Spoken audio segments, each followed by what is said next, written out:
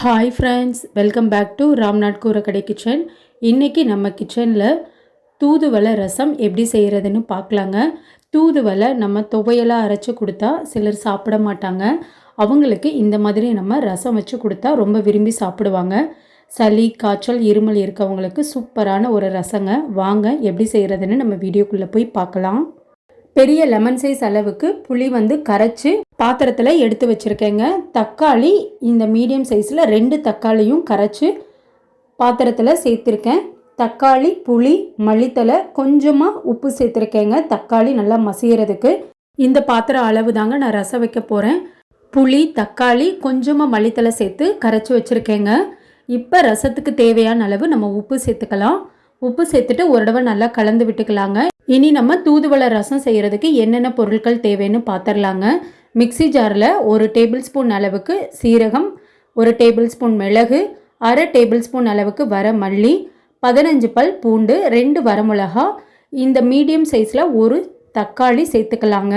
தூதுவளை 15 எடுத்திருக்கேங்க. இதில் குட்டி குட்டி முள் இருக்கும், அதனால் பார்த்து கவனமாக க்ளீன் பண்ணி எடுத்துக்கோங்க. இப்போ இந்த தூதுவளை இலையும் மிக்சி ஜாரில் சேர்த்துட்டு 1-2 நல்லா அரைச்சி எடுத்துக்கலாங்க.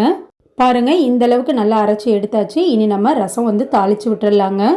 அதுக்கு அடுப்பில் கடாய் வச்சுக்கலாங்க.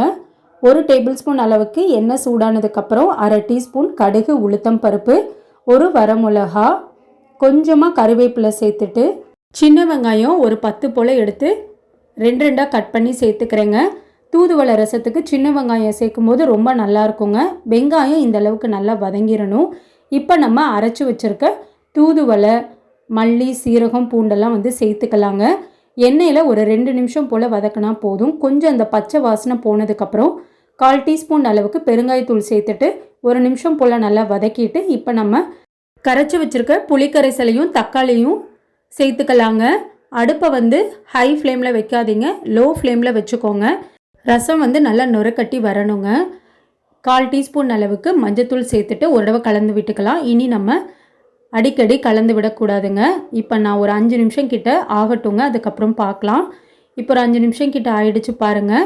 கொஞ்சம் நம்மளுக்கு நுர கட்டியிருக்கு, ரொம்ப கொதிக்க விட வேணாம். இந்த ஸ்டேஜில் நம்ம அடுப்பை ஆஃப் பண்ணிவிட்டு பாத்திரத்தில் மாற்றி வச்சிடலாங்க.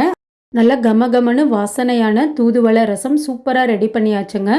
சளி, இருமல் இருக்கவங்களுக்கு கண்டிப்பாக வாரத்துக்கு ஒரு தடவை இந்த மாதிரி நீங்கள் ரசம் வச்சு கொடுத்தா ரொம்ப விரும்பி சாப்பிடுவாங்க. நீங்களும் நான் செஞ்ச இதே அளவுகள் படி உங்கள் வீட்டில் செஞ்சு பாருங்கள். செஞ்சு பார்த்துட்டு எப்படி இருந்ததுன்னு உங்கள் கமெண்ட்ஸை எனக்கு சொல்லுங்கள். நீங்கள் இப்போ தான் நம்ம சேனலை ஃபர்ஸ்ட் டைம் பார்க்குறீங்கன்னா ராம்நாத் கூரக்கடை கிச்சனை சப்ஸ்கிரைப் பண்ணிக்கோங்க. பக்கத்தில் இருக்க பெல் ஐக்கானை கிளிக் பண்ணிவிட்டு ஆல்ன்ற ஆப்ஷனை டிக் பண்ணிக்கோங்க. அப்போ தான் நான் போடுற புது ரெசிபிஸ் நோட்டிஃபிகேஷனில் உங்களுக்கு உடனே வரும். இந்த வீடியோ உங்களுக்கு பிடிச்சிருந்ததுன்னா லைக் பண்ணுங்கள், உங்கள் ஃப்ரெண்ட்ஸ் அண்ட் ரிலேட்டிவ் ஃபேமிலிக்கும் ஷேர் பண்ணுங்கள். இனி நான் வேறு ஒரு இன்ட்ரெஸ்டிங்கான ரெசிபியில் உங்களை பார்க்குறேன். தேங்க்ஸ் ஃபார் வாட்சிங்.